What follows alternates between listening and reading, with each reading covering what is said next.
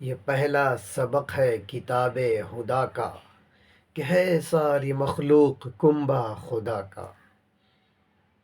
اور ایک حلقہ زنجیر تو زنجیر نہیں، ایک نقطہ تصویر تو تصویر نہیں، تقدیر تو قوموں کی ہوا کرتی ہے، ایک شخص کی قسمت کوئی تقدیر نہیں۔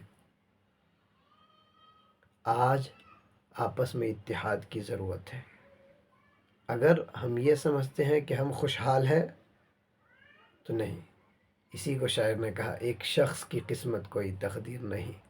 جس طرح زنجیر کے ایک حلقے کو یعنی ایک کڑی کو ہم پوری زنجیر نہیں کہہ سکتے، جس طرح تصویر کے ایک نقطے کو ہم پوری تصویر نہیں کہہ سکتے، بالکل اسی طرح ایک شخص کی قسمت کو ہم تقدیر نہیں کہہ سکتے۔ تقدیر تو قوموں کی ہوا کرتی ہے میرے بھائیوں۔ اب دیکھیے، اگر ہندو قوم میں اتحاد ہوگا تو ہندو مضبوط ہوگا، اور اگر مسلمان قوم میں اتحاد ہوگا تو مسلمان مضبوط ہوگا۔ لیکن جب ہندو اور مسلم میں اتحاد ہوگا تو ہمارا دیش مضبوط ہوگا۔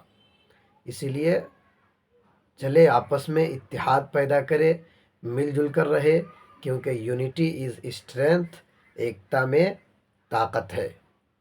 تو آپس میں اتحاد پیدا کرے، اور اتحاد میں کتنی طاقت ہے یہ ویڈیو دیکھیے۔